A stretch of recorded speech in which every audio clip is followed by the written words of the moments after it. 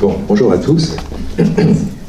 C'est déjà une expérience assez pas très ordinaire de parler des gens qu'on voit pas, parce que j'ai le, comment on appelle ça, la lumière dans les yeux, je vois pas grand chose en fait. Donc c'est assez bizarre. Bon, pour me présenter en deux mots, effectivement, je suis psychoclinicien, psychothérapeute transpersonnel. Transpersonnel, c'est le mot laïque, on va dire, pour dire qui inclut la dimension spirituelle de l'être humain. La psychologie transpersonnelle, d'ailleurs, c'est pas une position, on va dire, théorique de dire qu'il y a une dimension spirituelle dans l'être humain. C'est une déduction à partir, en fait, du travail mobilisant les états modifiés de conscience. C'est-à-dire que des moments où on accueille les expériences humaines de gens vivant des états modifiés de conscience, comme Sonia, comme tout un tas d'autres, que ce soit dans des contextes spontanés, par exemple, on connaît tous maintenant les expériences de mort imminente, mais ça peut être les abductions, ça peut être des sorties du corps, des éveils de Kundalini, etc. Donc dans des contextes spontanés, mais ça peut être aussi dans des contextes induits, par exemple dans des cadres comme la respiration anthropique, comme le chamanisme, le rebirth, le reiki aussi on pourrait dire d'une certaine manière, tout un tas d'autres contextes et cadres thérapeutiques ou rituels. Des moments où vous abordez, vous accueillez les personnes vivant des expériences d'état élargi de conscience, eh bien ils vous font part d'expériences de type spirituel ou de délocalisation de conscience. Alors, bref, on voit des propriétés nouvelles de la conscience apparaître, et l'approche et l'étude de ces propriétés permettent ensuite d'avoir des applications aussi très concrètes, y compris dans le traitement des troubles psychiques. Donc, voilà ce que traite la psychologie transpersonnelle, et notamment l'approche aussi des états modifiés de conscience. Il y aura une approche théorique et pratique des états modifiés de conscience, qui passe aussi forcément par une approche ethnopsychiatrique de la psychologie, de la psychopathologie, c'est-à-dire se mettre à l'école en fait des cultures traditionnelles, c'est-à-dire des praticiens qui utilisent quand même les états modifiés de conscience depuis entre 15 000 ans et 40 000 ans, selon les paléoanthropologues. Donc des gens qui ont de l'expérience. Hein. Voilà. Bon, ça fait 17 ans maintenant que je suis thérapeute, donc j'accompagne des personnes, que j'enseigne aussi en tant que formateur en psychothérapie transpersonnelle, que je vis aussi beaucoup d'expériences d'état élargi de conscience, de synchronicité, etc. Parce qu'évidemment, on ne peut pas juste être dans une posture d'objectivation sans soi-même se mettre au travail et aller explorer la conscience en soi, en fait. C'est vraiment se donner à vivre les expériences. Et depuis, il y a, je pense, une dizaine d'années, mais je ne me souviens pas bien, mais je suis rentré dans le cadre de l'INRES, en fait, sous la direction de Stéphane Alix à l'époque, que j'ai quitté l'année dernière, effectivement, parce que j'ai plus le temps, en fait, je fais trop de trucs. Donc voilà, ce qui m'a permis d'approcher, d'accompagner beaucoup d'expérienceurs vivant tout un tas de formes d'expériences, et de me spécialiser pendant à peu près 6 ans sur les abductions, donc les RR4 finalement. Donc j'ai accompagné pas mal d'expérienceurs en fait qui témoignent de ça, et en essayant d'approcher une compréhension de ça. Voilà, donc c'est là qu'on s'est rencontré avec Eric, etc., etc. Et puis j'ai relâché là, la thématique pour revenir à une approche plus généraliste. Et voilà, donc je vais vous parler aujourd'hui là d'un thème qui est justement proposer une lecture. En fait, je reste clinicien, c'est-à-dire à partir de cet itinéraire-là, quelle lecture on peut proposer en fait à l'état de... Enfin, on va voir, on parle plus de crise aujourd'hui, on parle d'effondrement. Donc ce moment pointu, aigu là, de l'histoire humaine. Voilà. Alors, j'ai commencé par cette image. Maxime nous l'a proposée ce matin, nous l'a présentée ce matin pour ceux qui étaient là sur l'expérience de Vertigo, c'est-à-dire une image de l'univers. Alors, moi j'ai toujours beaucoup de chance parce que j'étais en vacances dans le sud de la France, et puis pour vraiment changer les idées, en fait, j'avais décidé d'aller passer une nuit dans un observatoire astronomique. Et vraiment, loin de mes questions sur la conscience, j'avais juste regardé les étoiles, et puis qu'on me raconte où est où, parce que c'est un lieu, moi les étoiles, j'aime pas trop connaître vraiment, je veux juste rêver, regarder, c'est très bien. Et puis j'arrive sur le site, en fait, pour passer la nuit, et il se trouve que l'astrophysicien qui était là, en fait, était passionné de physique quantique, il était passionné, il était quanticien, en fait, il était passionné de psychologie transpersonnelle, justement, et m'a fait découvrir cette photo que je connaissais pas, qui s'appelle la toile cosmique, en fait, où chaque petit point, Maxime nous l'a dit ce matin, chaque tout petit point lumineux est une galaxie, et chaque amas, en fait, lumineux sont des amas galactiques. Et quand il me racontait que la première fois où les astrophysiciens, en fait, ou les astronomes ont vu cette reconstitution apparaître sur les écrans d'ordinateur, évidemment, ils sont restés tous dans un silence coup de pelle sur la tête, puisqu'évidemment, ils voyaient un réseau de neurones. Donc, vraiment, le premier vertige, je pense qu'ils ont eu, c'est vraiment cette idée-là que l'univers dans lequel nous vivons, tout est connecté, comme dans un tissu neuronal, en fait. Hein. Si bien que ce monsieur-là, dans ce centre, cet observatoire astronomique, me disait que c'était monté une discipline ésotérique un peu, parce qu'elle c'est pas une discipline officielle, qui s'appelle la neuroastronomie. La neuroastronomie. Ils se sont dit, si c'est un tissu de neurones, est-ce que ce qu'on développe en fait en astrophysique, les lois de l'astrophysique, c'est quoi un trou noir, etc. Bon, est-ce que ça peut s'appliquer en fait aux neurones et réciproquement? Est-ce qu'on peut faire des ponts en fait entre les deux? Et c'est comme une espèce de jeu de l'esprit pour l'instant, mais qui donne des applications assez intéressantes, en tout cas qui fait naître des idées assez intéressantes. Voilà. Donc j'aime beaucoup cette image parce que c'est infiniment grand qui effectivement donne le vertige quand on arrive à se le représenter. Moi je crois qu'on est incapable de se le représenter en fait. Hein. On peut le regarder en image, mais notre esprit est incapable d'embrasser cette immensité, sinon en la réduisant à quelque chose qu'on pourrait embrasser, quoi. C'est-à-dire un tissu de neurones. Mais cette immensité en fait nous ramène en nous en fait dans notre propre matière, et je trouve que c'est une image intéressante puisqu'elle fait le pont entre le grand et le petit. Voilà. Alors, je vais commencer ma conférence. Alors je vais lire, d'habitude je ne lis pas, mais là j'ai préparé très consciencieusement mon intervention pour qu'elle soit structurée un petit peu, là, du coup. Alors, avez-vous remarqué que nous sommes passés, en l'espace d'un an, du mot de crise? On entendait beaucoup, hein, c'est la crise, on est en crise, c'est la crise sociale, économique, politique, tout ce que vous voulez. On est passé du mot crise à celui d'effondrement. On entend maintenant parler de l'effondrement. C'est pas du tout le même mot. Hein. On parle maintenant d'effondrement du système écologique, effondrement imminent du système financier, social, politique. Donc c'est pas une mince affaire. Alors, je regarde si ça marche. Super.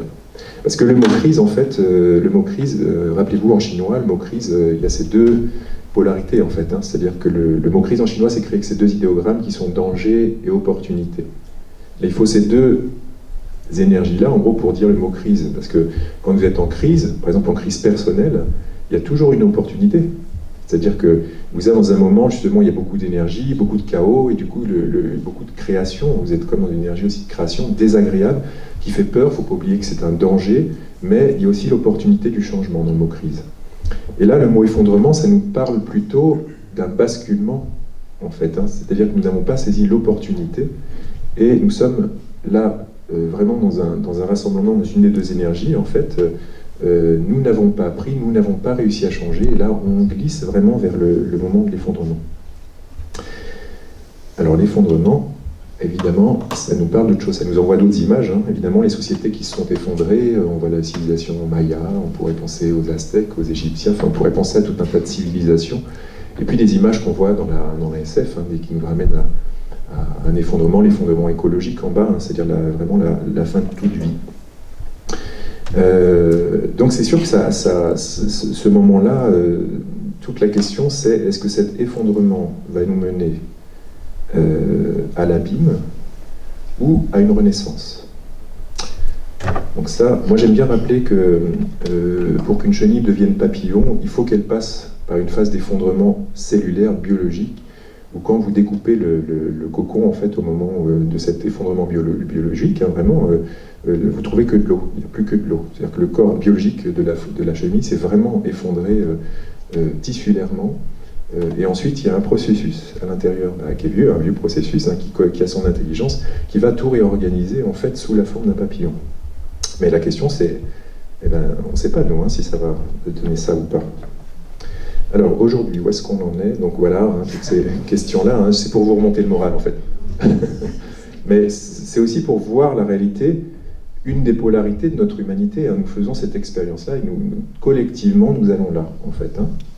Voilà, donc tout un tas d'images qui, évidemment, qui marquent, qui déstabilisent, mais je pense que c'est important aussi de les regarder en face, quoi. Hein. Celle-là éminemment symbolique, évidemment.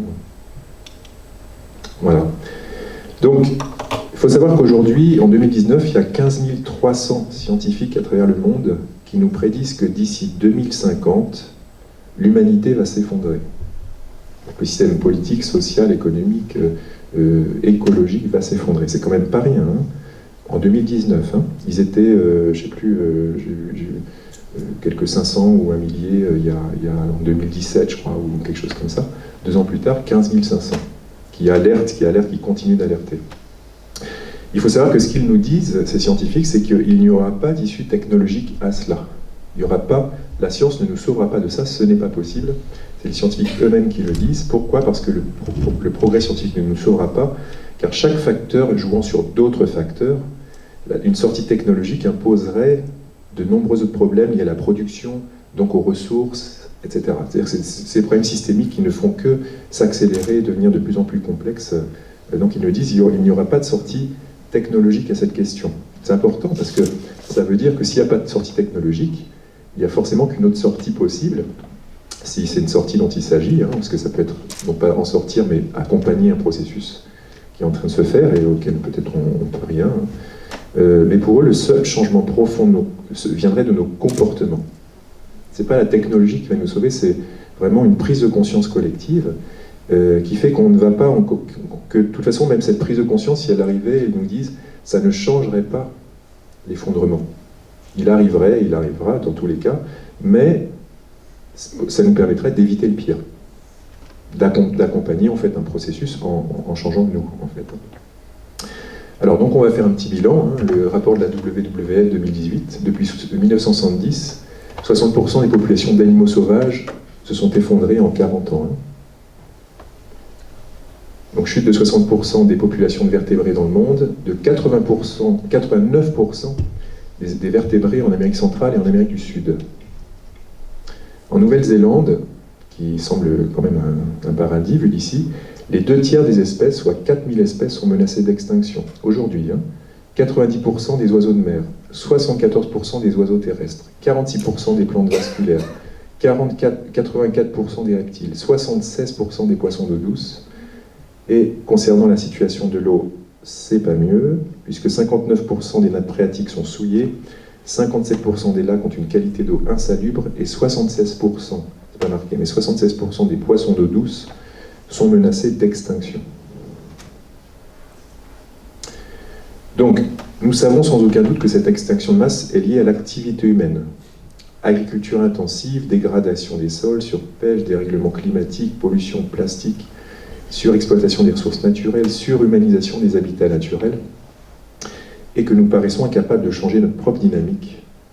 C'est comme si un fumeur à qui on annonce qu'il est en phase terminale de cancer de poumon, en fait, tout à coup peut-être réalise qu'il peut arrêter de fumer, mais de toute façon, qu'il l'arrête ou pas, c'est trop tard. Donc nous nous sommes perdus dans une relation parasitaire avec la Terre, et nous tuons notre hôte, enfin nous tuons notre hôte, en tout cas nous l'abîmons, nous la consommons toujours un peu plus.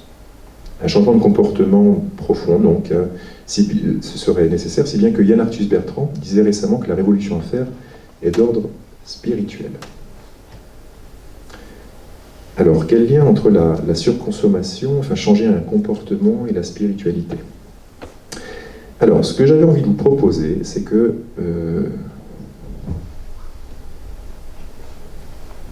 on va faire une petite expérience, tous ensemble, si vous êtes d'accord. Vous êtes d'accord? Bah, ceux qui ne sont pas d'accord, ils ne répondent pas, ils regardent. Alors, je vais vous proposer simplement de mettre vos pieds sur le sol. Alors, on va faire un petit exercice de connexion, en fait. Hein. Sonia nous parlait tout à l'heure de... Ça ne dérange pas si je bouge ici pour m'asseoir un peu, parce que debout, je ne vais pas être à l'aise. Voilà. Sonia nous parlait tout à l'heure d'éveil de la compassion, j'en parlerai tout à l'heure. Ce que je vais vous inviter maintenant, ça va être de fermer les yeux. Voilà, décroisez les mains, posez-les sur vos jambes.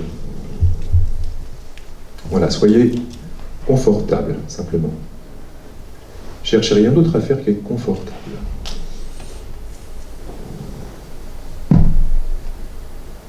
Voilà, ressentez la sensation de vos pieds sur le sol, la position de vos pieds. Sentez le poids de vos mains posées. Laissez en vous simplement descendre les sensations. Peut-être il y a des émotions, peut-être il y a des pensées. Vous laissez simplement descendre comme si, vous savez, ces petites boules de neige là qu'on secoue, puis on laisse la petite neige retomber. Vous pourriez imaginer que tout ça retombe un peu en dessous du nombril. Laissez tout tomber simplement, vous ne faites rien. Vous observez simplement comment tout ça se calme, tranquillement. Et continuez à observer comment la respiration fait pour tout apaiser doucement. Et puis portez votre attention sur votre respiration. Sentez votre respiration respirer. Et portez votre attention au niveau de votre cœur. Pas forcément votre cœur biologique, ça peut être le cœur, le chakra du cœur, situé au centre de votre poitrine. Et respirez tout en douceur. Respirez tout en douceur là, dans votre cœur. Pendant que vous respirez, Adrien va mettre un peu de musique pour vous accompagner. Et je vais vous inviter à laisser votre respiration un peu comme ouvrir cet espace dans le cœur. Comme si votre respiration pouvait ouvrir une porte là.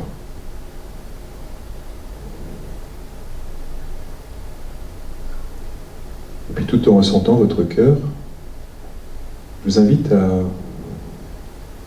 imaginer un enfant. Peut-être un enfant que vous connaissez, peut-être un bébé, peut-être un enfant de votre famille, ou un enfant que vous connaissez, et de laisser venir une attention tendre en continuant à respirer au niveau de votre cœur. Tu peux lancer la musique, Adrien, s'il te plaît. Voilà, laissez simplement cette image d'enfant et restez bien connecté à cet enfant.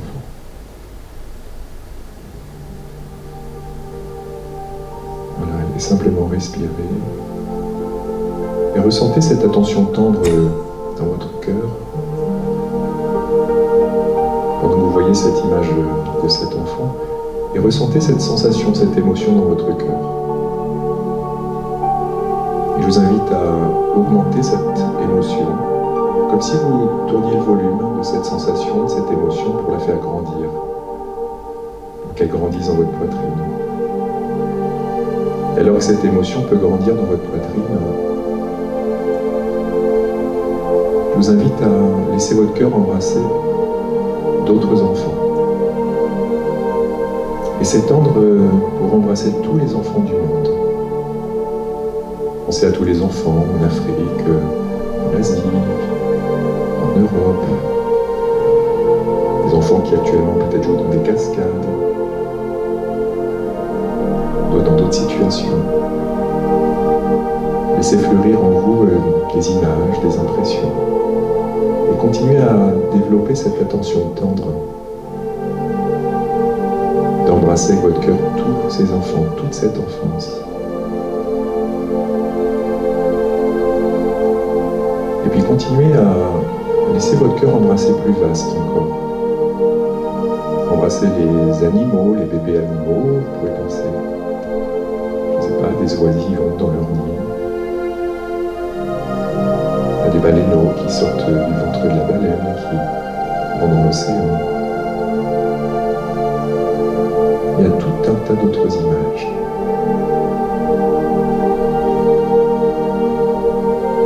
Continuez à laisser se développer cette attention tendre. Et laissez-vous embrasser aussi la vie qui naît dans le monde végétal. On peut penser à la petite crosse de la fougère qui va se déployer, la fleur qui naît, le petit arbre qui pousse la terre, fait émerger sa première pousse, s'étire vers le soleil. Embrassez tout le monde végétal qui naît chaque printemps. Et laissez votre cœur embrasser tout cela. Laissez une partie de vous penser que nous avons tous été des enfants. Et que tous les adultes qui sont là sont aussi des enfants en croissance. Laissez embrasser aussi le monde minéral. Pensez au début de la vie, les volcans qui libèrent le feu, qui va être la base. Pour que la vie se déploie, vous pouvez laisser venir aussi les ruisseaux qui naissent et vont faire circuler l'eau partout. Partout.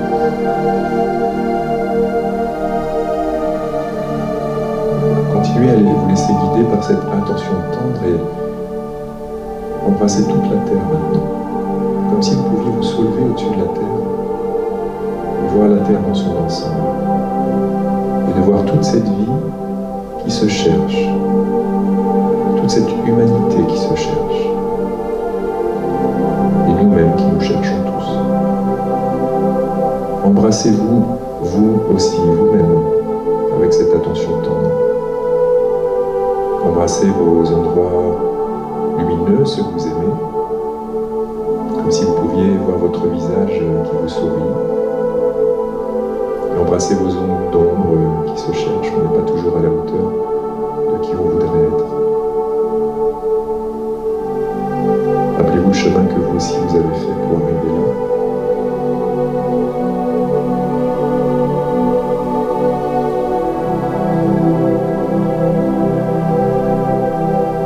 Voilà, et continuez à respirer dans le cœur.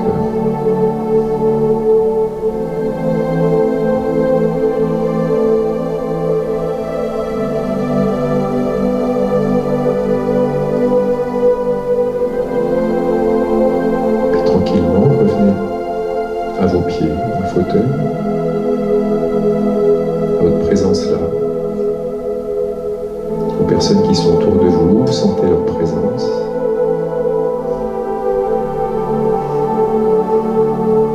Voilà, on a montré tout à l'heure notre humanité en crise, mais c'est ça aussi notre humanité.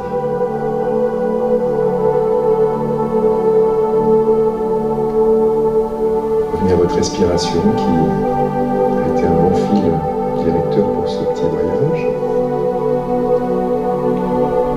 Sentez vos mains sur vos jambes, le fauteuil, et puis revenez ici et maintenant.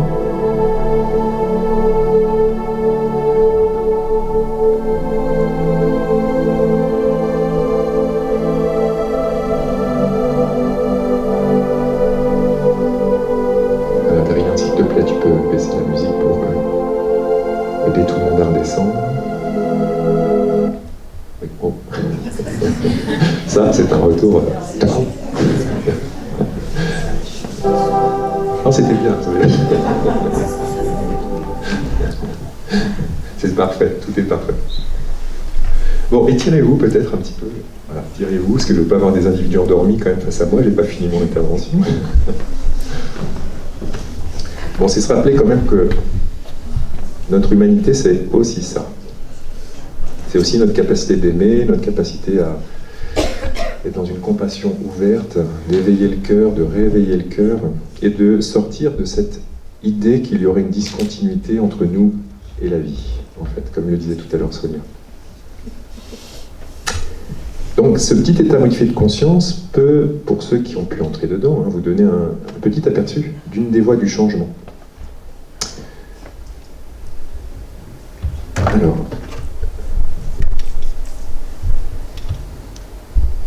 oups.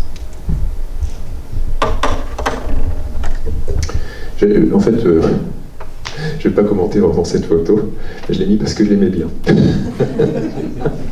Elle parle aussi d'interconnectivité, en fait, d'interconnexion du vivant. Alors, elle est celte, je la trouve jolie. Il y a ce haut et ce bas et de tout intriqué. Voilà, l'arbre de la vie, version celte. Alors, j'aimerais vous parler de quelques travaux scientifiques. Vous comprendrez un peu pourquoi je vais venir là-dessus, mais comme évidemment, je vais vous parler des états modifiés de conscience, et vous allez voir où je vais vous emmener après. Beaucoup de travaux récents ont mis en lien les états de conscience et la connexion à la nature. Pour l'instant, on dispose plutôt de beaucoup d'études qui sont centrées sur les psychédéliques, parce qu'il y a eu toute une vague là, récente en fait, de redécouverte des psychédéliques. Mais bon, on sait que il y a eu d'autres travaux qui ont été faits sur la respiration holotropique qui montrent exactement les mêmes résultats. En fait, on pourrait en faire sur le chamanisme qui montrait les mêmes résultats, sur le yoga qui montrait les mêmes résultats. Je pense que ce sont les états élargis de conscience qui nous mènent à cet endroit-là. Mais là, en termes de travaux scientifiques, en fait, là récemment, il y en a eu sur les psychédéliques qui sont quand même très intéressants. En 2017, le sérieux journal de psychopharmacologie montre que la consommation d'un psychédélique, comme le champignon psilocybe, puisque ça avait été fait sur le champignon psilocybe, je rappelle quand même que je ne fais pas de prosélytisme, d'accord, qu'on soit clair là-dessus, je rappelle que c'est illégal en France, même si dans d'autres pays ce sont des médecines, mais bon, voilà, en France c'est légal. Donc c'est la consommation de ce champignon dans un cadre, évidemment, change profondément le rapport de l'expérienceur avec la nature. Tous les participants de l'étude, tous, 100% donc, sont ressortis avec une perception subjective plus profonde de connexion à la nature qui a perduré dans le temps. Cet effet est indépendant de la personnalité et de l'orientation politique. Cela les amène à adopter des comportements en faveur de l'environnement, comme acheter des produits bio, réduire les déplacements aériens afin de réduire leur empreinte carbone, adopter des pratiques responsables en matière de consommation d'eau, etc., etc. Ces expériences nous incitent ainsi à changer activement nos comportements pour mieux la protéger, la Terre. Metzner dit « La conscience peut aussi s'étendre vers l'extérieur et se transformer en un sentiment d'interconnexion avec toutes les formes de vie de la grande toile écologique de la planète. » C'est ce que j'ai voulu vous faire vivre un petit peu là, dans cette proposition générale. C'est-à-dire que la consommation en fait, de psychédéliques dans un cadre, mais tous les états d'expansion de conscience en fait, tendent à emporter la conscience humaine vers un état d'interconnexion, c'est-à-dire vraiment d'un sentiment d'interconnexion avec toute la toile biologique de la planète, et la planète elle-même. Ça, c'est vraiment un aspect qui est très important, ce que Stanislas Grof, le psychiatre Stanislas Grof, appelait les états holotropiques. Holos veut dire en grec le tout, et tropique, la direction. Alors pourquoi il parlait d'états holotropiques? Parce que ces états-là, en fait, dans ces états-là, la conscience tend très spontanément à vouloir retrouver cet état d'interconnexion à la totalité. Autre étude, en provenance de l'université de Berkeley. Les 2/3 des patients souffrant de dépression chronique résistante au traitement étaient libérés de leur état, je parle bien de dépression chronique, étaient libérés de leur état 3 mois après avoir suivi une psychothérapie assistée par la psilocybine, donc le champignon hallucinogène. Une analyse de suivi a révélé que cette amélioration a été largement catalysée par une augmentation soudaine du sentiment d'unité avec le reste du monde. Un sentiment durable d'être connecté à la nature qui les a incités à changer activement leur comportement pour protéger la Terre. Il est donc intéressant de noter que la dépression, quand même ce grand mal de l'Occident moderne, parce que je vous rappelle que l'OMS en 2017 dit que la dépression est le premier facteur de morbidité et d'incapacité sur le plan mondial. Et un des aspects de la dépression, c'est justement la déconnexion avec la vie. Voilà. Et c'est intéressant de voir que le traitement, là très efficace, passe par une reconnexion avec la vie, en fait. Et à la nature. Donc je voudrais juste m'arrêter juste sur un point, c'est que on va juste noter là, parce que ça va être important plus tard, que la dépression, dans le cas de traitement avec psychédélique, mais je vous rappelle les états élargis de conscience de manière générale, a non seulement été traitée, mais la dépression est devenue l'opportunité de faire une expérience. C'est-à-dire que de plonger dans le sombre, en fait, ça a été l'opportunité de sortir de ce sombre, d'aller plus loin, en fait, dans une expérience qui a remis de la connexion avec la totalité. C'est-à-dire que les personnes sont venues avec une dépression et sont ressorties grandies. Et cet aspect-là, on l'appelle initiatique. Initiatique, une expérience initiatique, c'est-à-dire quelque chose qui vous met dans du difficile mais vous fait grandir, en fait. Donc on va noter cet aspect-là parce qu'on va le reprendre plus tard pour essayer de penser notre situation collective C'est une proposition de lecture, mais pour une application collective. Donc il est saisissant de constater que le retour aux états modifiés de conscience ramène spontanément une connexion avec la Terre qui résonne en tout point avec le discours des sociétés traditionnelles. Alors je vais vous mettre quelques citations. On ne va rien découvrir, mais on va juste faire la connexion. Ici, Seattle, chef indien Suquamish. Nous le savons, la Terre n'appartient pas à l'homme, c'est l'homme qui appartient à la Terre. Nous le savons, toutes les choses sont liées. Tout ce qui arrive à la Terre arrive au Fils de la Terre. L'homme n'a pas tissé la toile de la vie, il n'est qu'un fil de tissu. Tout ce qu'il fait à la toile, il le fait à lui-même. L'Occident, on est, je pense, en train de découvrir ça, de le redécouvrir, disons. Un autre Indien, chef Lakota, le vieux Lakota était un sage. Il savait que le cœur de l'homme, éloigné de la nature, devient dur. Il savait que l'oubli du respect dû à tout ce qui pousse et à ce qui vit amène également à ne plus respecter l'homme. Aussi maintenait-il les jeunes sous la douce influence de la nature. Voilà, je pense, un aspect important, surtout à l'âge où Internet déconnecte fort. Je ne sais pas si vous avez déjà essayé d'être sur Internet en ressentant votre corps. Ben, c'est pas facile. En général, d'ailleurs, quand on est trop sur Internet, surtout sur les ordinateurs, quand on se désimmerge d'Internet, on avale partout, en fait. Parce qu'on était déconnecté du corps. Donc Internet, c'est super, mais ça connecte pas au corps, il faut équilibrer ça. Autre, alors, il s'appelle Joseph, le nez percé, mais en fait, il avait un nom très difficile à prononcer, donc j'ai gardé Joseph. Nous faisons partie de la Terre. Il dit... Alors oui, ça c'est un extrait de lettre qu'il avait écrit au président des États-Unis de l'époque, donc en 1877, où il s'appelle Immatulyalat quelque chose comme ça. Au président à l'époque, en 1877, et c'est une très longue lettre en fait, où il disait au président qu'il était d'accord pour leur céder leur terre, mais à certaines conditions. Donc la lettre est très longue en fait, donc j'ai pris juste un petit extrait. Donc il dit, nous faisons partie de la Terre et elle fait partie de nous. On retrouve cette dimension d'interconnexion, évidemment. Enseignez à vos enfants ce que nous avons enseigné aux nôtres, que la Terre est notre mère. Ce qu'il advient la Terre advient au Fils de la Terre. Si les hommes crachent sur la Terre, ils crachent sur eux-mêmes.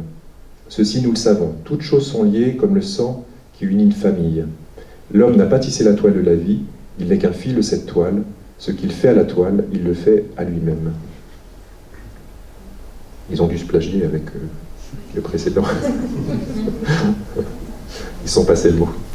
Alors, ensuite, une dernière citation pour sortir des Indiens d'Amérique du Nord. On va aller sur les Indiens d'Amérique du Sud. Mama Bernardo, qui est un Indien Kogi, donc descendant des Incas.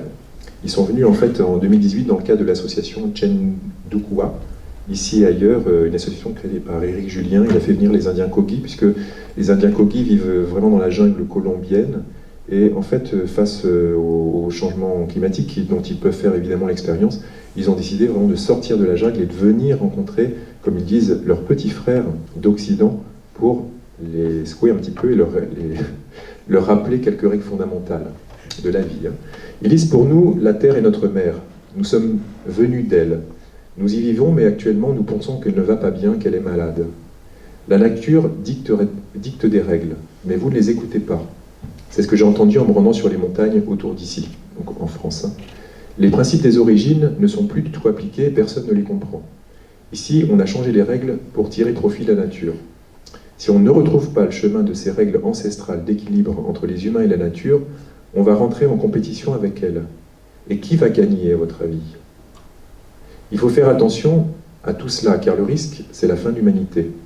Il faut recommencer à sentir ce que la Terre-Mère veut nous dire, à conscientiser les jeunes dans les écoles et les universités. Et peut-être qu'on pourra vivre plus longtemps. Car, petit frère, c'est aujourd'hui qu'il faut agir. Dans 20-30 ans, il sera trop tard.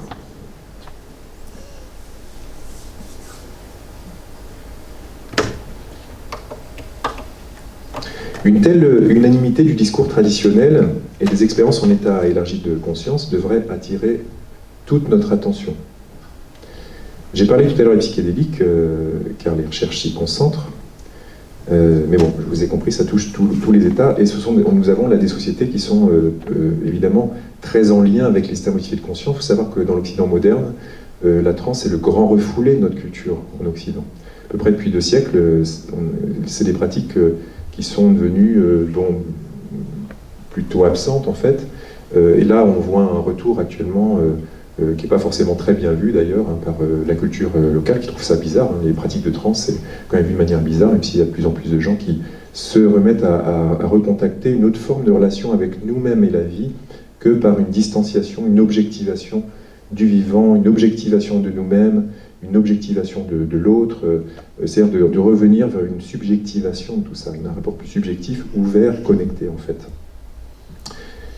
Et ça, je vous disais, on retrouve ça dans les états de conscience modifiés induits, mais on retrouve la même chose, ce même éveil, chez les expérienceurs de tout poil, hein, avec toute forme d'expérience, les expériences de mort imminente, les expériences de sortir du corps, les éveils de Kundalini, les expériences psychospirituelles variées, et les abductions, la même chose. C'est-à-dire que je crois que ce qu'il faut entendre, c'est que ça fait partie de notre humanité. Ce n'est pas lié à l'effet de la conscience, c'est notre humanité qui, s'ouvrant, s'éveillant, en fait, recontacte une posture de gardien de la vie. Aussi, tous nous développons ce sentiment de reliance à la terre, au divin. Voilà. Quand je fais des commentaires, des fois j'ai des trucs que j'ai annotés, alors c'est pour ça que je les passe.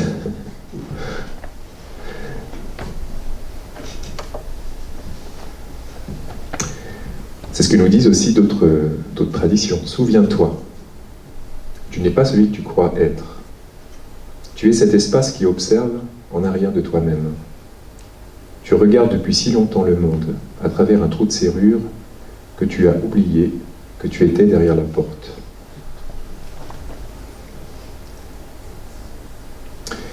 L'éveil de la conscience humaine nous remet en connexion et en communion avec la vie et en harmonie avec la Terre. Alors, aujourd'hui, l'effondrement écologique arrive.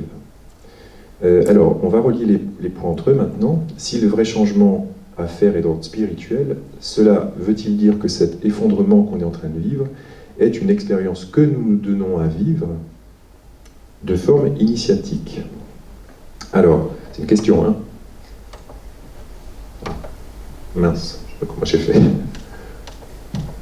on va rester là un instant. Je vous rappelle les caractéristiques d'une épreuve de type initiatique. L'épreuve initiatique, elle te met dans un contexte où tu n'as pas d'autre choix que de changer. Tu n'as pas d'autre choix, en fait. Hein. C'est-à-dire que ça te met dans un contexte où tu ne peux plus négocier avec le réel, tu dois changer. Elle t'y contraint. Par exemple, si on te donne à aller chasser le lion, tu es face au lion, et ben, tu n'as pas beaucoup de choix. Hein. C'est toi ou le lion, en gros. Le deuxième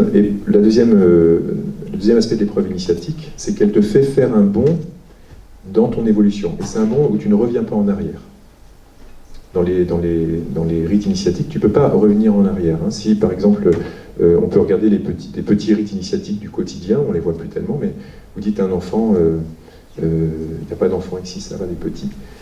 Si on est tous des enfants, mais de lui dire, vous dites à un petit, le Père Noël n'existe pas.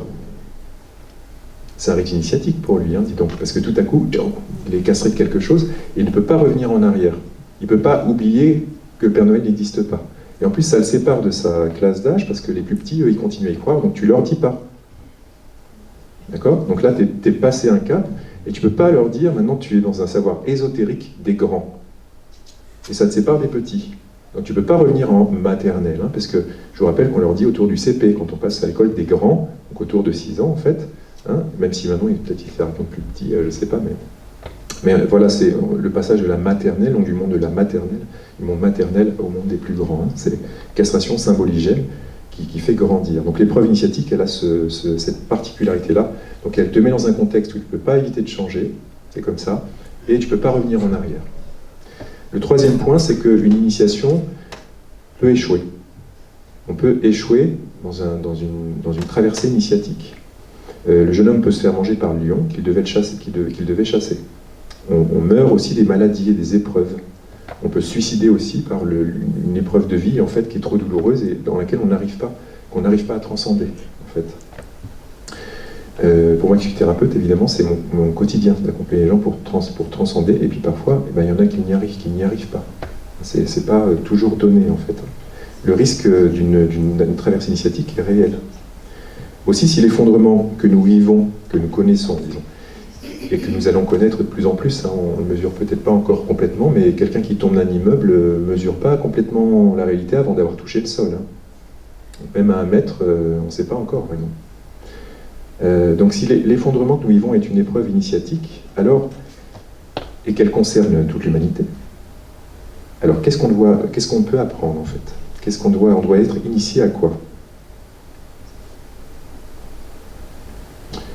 Alors, on va poser quelques hypothèses.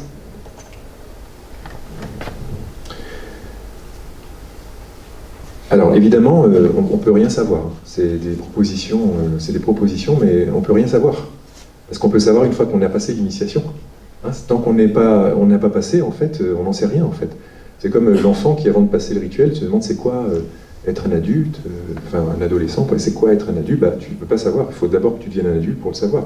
Toute la question que se pose au niveau de l'ufologie, c'est-à-dire est-ce qu'on peut vraiment mesurer c'est quoi ces altérités?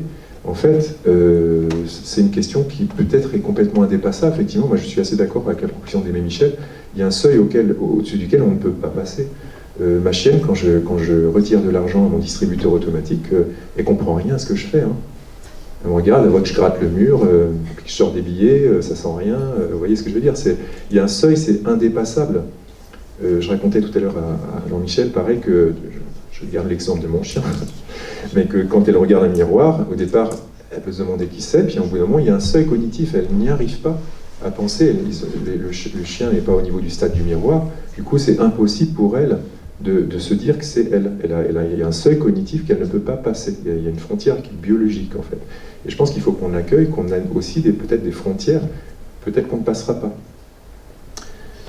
Alors, donc, là, on est en train de passer en tout cas quelque chose. Enfin, c'est une perspective, hein, je ne dis pas qu'elle est vraie, c'est une hypothèse de lecture, une proposition. Donc, la première peut-être piste à trouver, c'est la compréhension de l'interdépendance. Parce que là, on est vraiment en train d'en faire l'expérience. On est vraiment en train de faire l'expérience de ce que c'est que l'interdépendance. Nous nous rendons compte de comment nos actes jouent sur la vie et nous reviennent évidemment en boomerang. On fait expérience qu'il n'y a pas de discontinuité entre nous et la nature. Nous polluons le sol, nous poussent les légumes que nous mangeons et notre corps est souillé. D'ailleurs, je ne sais pas si vous avez vu cette information, c'est quand même assez fort, les corps ne se décomposent plus dans la terre. Vous saviez ça? Parce qu'on mange tellement de conservateurs, eh bien oui, c'est vrai, que quand on met nos corps dans la terre, ils ne se décomposent plus.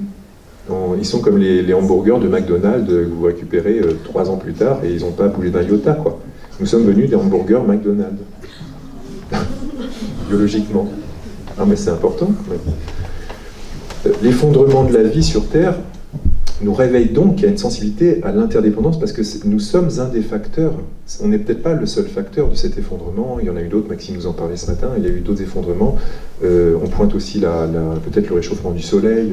Il peut y avoir tout un tas d'autres facteurs, puis aussi des facteurs d'ordre spirituel, des facteurs d'ordre cosmique. On rappelle que l'hindouisme nous parle du Kali Yuga, par exemple, des yugas, des grands cycles cosmiques. Alors, on n'a sans doute pas le recul pour avoir une vue d'ensemble, mais nous sommes quand même un des facteurs. Et nous prenons douloureusement conscience, là, au travers vraiment du réel, de cette dimension de l'interdépendance. Ce qu'on fait a un effet. Alors il y a 50 ans, on n'en prenait pas la mesure. Là maintenant, on le voit, quand on va se baigner, qu'il y a des sacs plastiques, là, ça nous revient directement. J'étais au Mexique l'année dernière encore, et les plages du Mexique sont des plages vraiment magnifiques, hein, avec le tropical. On ne peut pas s'y baigner parce qu'il y a les algues des sargasses, qui sont en tas, en fait, mais vraiment massifs sur les bords. Et ça vient de la pollution du fleuve Amazon.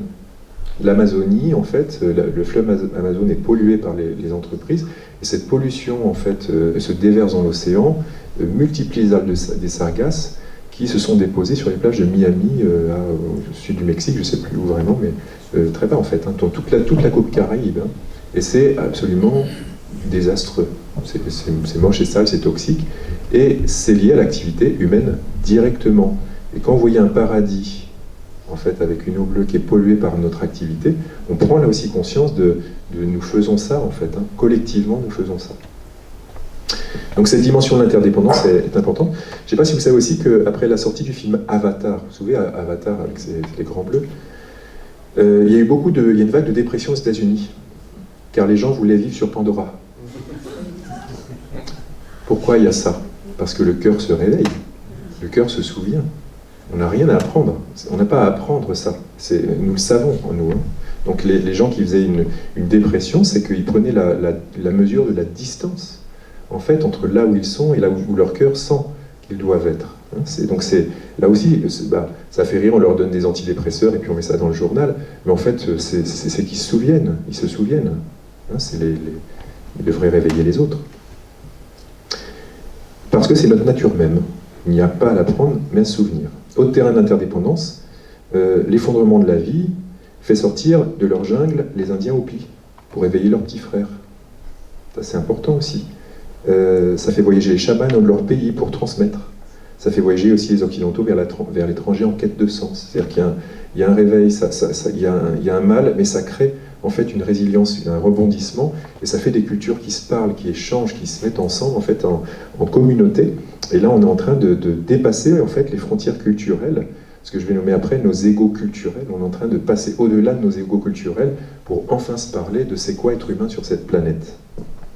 C'est quoi le sens aussi d'être humain sur cette planète. Donc en somme, la menace d'effondrement retisse les liens entre nous et nous fait nous allier, nous rallier. Mais évidemment, ce serait bien bucolique et poétique que de dire qu'il n'y a que ça qui se passe. Hein. En parallèle, évidemment, loi de l'équilibre oblige, le mouvement inverse existe simultanément, les replis identitaires, les fuites en avant, voilà, les risques de violence, les éclatements de violence, tout ça est lié à la peur. Tout ça est lié à la peur. Le deuxième point qu'on pourrait peut-être poser, c'est évidemment, cette épreuve nous fait faire quoi? Et nous fait retrouver la dimension sacrée de la terre et de la vie. Retrouver la notion du sacré et du divin. Les sociétés traditionnelles mettent tout le divin au centre. C'est important ça, c'est un facteur régulier, hein, mettre tout le divin au centre. Nous avons mis l'humain au centre. Et avec la vague du développement personnel, nous avons même mis l'ego au centre. Donc nous avons besoin d'un développement plus transpersonnel, plus spirituel, qui remet autre chose que nous au centre et nous replace dans le cercle vivant, et au-delà même de ce que, si tout est vie ou tout est conscience, nous remettre dans ce grand cercle, et pas ni au sommet d'une pyramide, ni au centre d'un cercle. Et nous remettre peut-être le divin, je ne sais pas si c'est le divin le mot qu'il faut mettre, mais au centre, mais de manière riche des enseignements de l'histoire des dérives religieuses. Hein, nous avons ça aussi à apporter, nous, hein, comment la tradition peut discuter avec l'histoire, pas seulement revenir vers une tradition qui serait une répétition sans cesse, mais elle nous dit des choses qui sont des constantes hein, dans notre humanité, mais la tradition dialogue avec l'histoire. Sinon, si la grand-mère ne dialogue pas avec le petit-fils ou la petite-fille, eh ben, il y a quelque chose qui se fige, évidemment. Donc on doit dialoguer, non seulement avec la culture, avec les autres cultures, mais avec l'histoire. Moi, je remarque aussi, par rapport au dialogue interculturel, que parfois, nous sommes encore des colonisateurs, où nous allons comme prendre le savoir des traditions et le ramener, en fait, en tant qu'Européens, on pourrait dire, alors que c'est vraiment un dialogue horizontal, on est à se mettre dans un dialogue horizontal entre les cultures. Ni les déifier, ni les voler, les rapter. Hein. Donc c'est bien un changement de conscience que nous sommes appelés, et non à une régression au pouvoir. Hein. La relation marchande avec la vie nous a fait tout profaner. Et ce fait tout profaner, ça veut dire que c'est quoi la différence entre le sacré et le profane, de mon point de vue? Ben, c'est la relation dans laquelle je me mets. Si je décide que cela est sacré, je me mets dans une relation sacrée avec cette chose-là. Si je décide que cela est profane, n'a pas de valeur sacrée, je me mets dans une relation profane avec cette chose-là. Mais tout peut être sacré. Si tout est de nature divine, tout est sacré. Mais je ne suis pas obligé d'avoir toujours une relation sacrée avec la chose. Et je pense justement que la notion des rites, puisqu'il y a eu quand même un désinvestissement des rites initiatiques en Occident fort, hein, très très fort, fait que finalement nous n'avons plus de piqûre de rappel. Parce que qu'est-ce qui se passe dans le rite initiatique? Je vais vivre un rite qui me rappelle l'ordre du monde. Ça veut dire que ça me rappelle la nature sacrée de tout, de moi aussi et de tout. En fait, et après j'en sors et j'ai le droit de l'oublier. Parce que j'ai des rendez-vous rituels. Mais la disparition de l'espace rituel fait que l'ordre des choses part un peu dans tous les sens.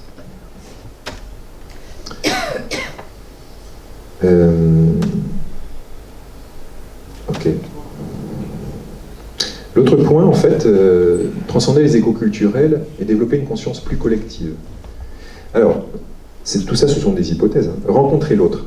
Donc ça, c'est une grande question pour moi. C'était une grande question aussi en tant que clinicien, évidemment, et une grande question quand j'ai commencé à aborder la thématique des abductions, parce que quand je rencontre quelqu'un, je sais pas, mon voisin avec lequel je suis pas d'accord, parce qu'on n'a pas les mêmes vues, on va dire c'est une petite altérité.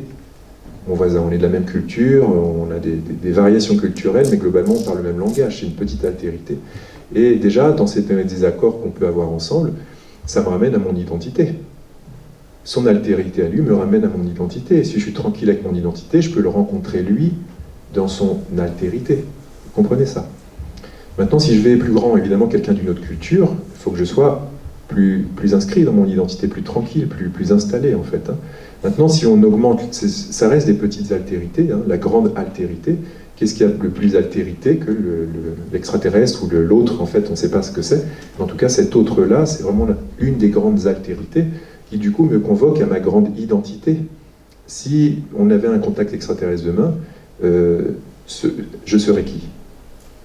Je serais humain, je serais terrien, je serais qui, en fait hein. Bon, ben, on serait bien que soi, hein. mais bien installé dans son identité, parce que pour rencontrer l'autre, si je ne suis pas bien assez dans mon identité, je vacille. Moi, c'était une des hypothèses de travail fortes et que je garde encore aujourd'hui, justement dans les distorsions des apparitions ovni. Pour moi, c'est une écume de type psychédélique, ça veut dire qui révèle la psyché de l'observateur, en lien avec une altérité radicale. Qu'est-ce qu'on fait? Eh bien, on fait lever nos projections, hein. C'est-à-dire qu'on projette sur l'autre, on déforme la réalité. Et on serait trop long de développer ça. Donc, transcender nos égos culturels, ça veut dire développer un dialogue entre les cultures. Nous sommes dans un monde où la mondialisation côtoie, je ne sais pas si ça se dit la localisation, mais vivre dans son village, le régionalisme. Donc c'est la vieille tension entre les identités racines versus altérité et rencontre en fait. Mais notre monde est fait de tout ça et c'est très bien. Mais c'est la mondialisation aujourd'hui qui fait tant de mal à la Terre, non pas parce que on ne devrait pas faire de la mondialisation, hein. Évidemment, c'est qu'il y a une mondialisation de la relation marchande avec la vie. Donc voilà, cependant le mouvement de la conscience collective s'enrichit davantage dans la rencontre que dans la coupure. On ne pourra pas arrêter ce mouvement. Aussi, la question devient bien de transcender nos différences en nous enrichissant les uns des autres. Et ça, c'est un sacré pari, parce que rencontrer l'autre, soit c'est possible, soit c'est pas possible. Et si c'est pas possible, bah, on plie les bagages, c'est pas possible. Un couple interculturel, si c'est impossible la rencontre de l'autre, eh ben on arrête tout de suite. On n'y arrivera pas. Donc il n'y a pas d'autre chemin. Pas à l'heure de la mondialisation, il n'y a pas d'autre chemin. L'interdépendance fait que nous sommes tous concernés. Donc l'autre est toujours un pari. Mais un pari que nous ne pouvons pas perdre, sans quoi on est foutu. Construire du ensemble suppose des identités bien définies, sinon c'est comme dans un couple ou une famille, ça clash. Ce point est d'ailleurs classique à l'adolescence, se positionner comme soi dans la relation avec l'autre, et si on regarde l'humanité comme un seul être, peut-être on peut voir un adolescent, alors si on regarde l'humanité comme ou l'Occident, hein, on peut le voir comme un adolescent suicidaire, hein, qui a, dans une relation incestueuse à sa mère, si la terre est sa mère, on pourrait dire qu'il la viole, il la pille. Donc on parlerait, si on était psychanalyste freudien, d'un Oedipe accompli, une action oedipienne. Il a tué le père, c'est-à-dire il n'y a plus de tiers. L'occidental moderne, il a tué le père. Il n'y a plus de Dieu, il n'y a plus d'autres, il n'y a plus que l'ego. Il n'y a plus que lui. Il peut piller sa mère, il n'y a plus d'altérité, l'espace est vidé de toute conscience, de toute façon, donc bon, bah allons-y. Hein. Donc voilà, la question de la crise, là, c'est que, et un adolescent, d'ailleurs, moi j'en ai accompagné pas mal, et je continue, hein, les adolescents en crise, à un moment, c'est le principe de réalité hein, qui les rencontre. S'ils n'arrivent pas à rencontrer le tiers, c'est le principe de réalité qu'ils vont rencontrer. C'est-à-dire, bah, ils se cassent la figure, quoi. si l'adolescence, si l'Occident moderne est dans cette crise d'adolescence, soit il se casse la figure, c'est-à-dire évidemment c'est l'effondrement qu'on est en train de vivre, soit il passe à l'âge adulte, c'est-à-dire que là il se recale, non pas parce qu'il doit, mais parce que c'est comme ça. Voilà, c'est comme ça. Donc ce point mène au point suivant. Être humain, c'est aussi être terrien. Je l'ai dit, je vais peut-être pas me répéter. Entrer dans notre grande identité pour pouvoir rencontrer aussi la grande altérité. Si l'autre a un premier niveau, c'est l'étranger, tout ça je l'ai dit. Sur le dossier en fait ufologique, c'est ça dont je parle en fait. Moi, mon hypothèse avec ça, je suis tout à fait d'accord avec ce que disait Eric, mais à 100%, c'est-à-dire que le dossier ufologique, pour moi, il se comprend à la lumière d'aujourd'hui. Depuis le début, il nous parle d'un risque d'effondrement, que ce soit avec le nucléaire, que ce soit, en fait, avec toutes les bêtises, toutes les formes de nos ignorances, de nos naïvetés, de nos pertes, je ne sais pas comment le dire. En tout cas, il nous alerte sur le risque d'effondrement écologique. Okay. Et c'est ce qu'on est en train de vivre aujourd'hui, en fait. Donc, si on intègre qu'il y a bien des altérités qui sont là, peut-être ça nous parle aussi d'un repli psychotique de notre part. C'est-à-dire que nous sommes pris dans des égos d'humains, on est pris dans nos petites histoires insulaires, un peu comme si on était sur une île, et puis qu'on se perd en fait dans nos trucs là, et que peut-être une des manières d'en sortir, c'est de se rappeler que non, il y a du tiers autour. Il y a du tiers autour. Et ce tiers veut nous rencontrer, et on s'en défend pas mal. Voilà, c'est un petit peu ce que je retiens du dossier OVNI, en 2 mots. Donc le chemin se fait par l'éveil d'une conscience plus vaste. Faut remarquer qu'il y a autant de replis, de risques d'effondrement sociaux, etc., mais il y a une explosion massive du nombre d'expérienceurs. C'est assez prodigieux. Alors il y a plein de facteurs à ça, sans doute, mais un des facteurs, c'est aussi le progrès de la médecine. Il faut se rappeler que on ramène beaucoup de personnes qu'on ne pouvait pas ramener hier, et qu'aujourd'hui, le nombre de personnes qui ont vécu des expériences de mort imminente, c'est 4% de la population. 4%. Mais attention, c'est pas vrai, ces chiffres sont pas vrais. C'est 4% qui se souviennent d'avoir vécu une NDE. Le reste, ça ne veut pas dire qu'ils n'en ont pas vécu, mais ça ne veut pas dire qu'ils n'ont pas des effets d'après-coup, en fait. Il y a cette expérience.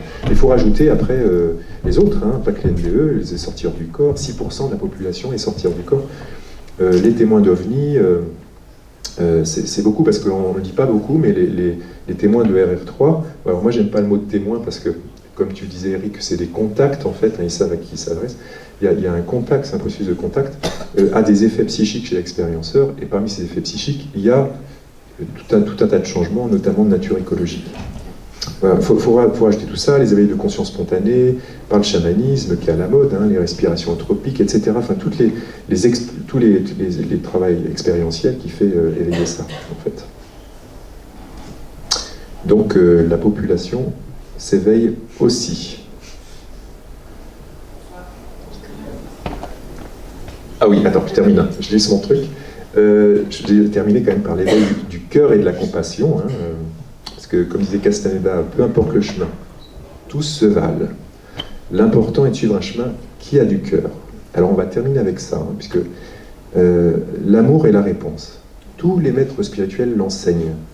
D'ailleurs, il y a une manière, je trouve une perspective assez de regarder l'histoire du Christ, c'est de voir que quelqu'un vient nous parler d'amour et on le crucifie.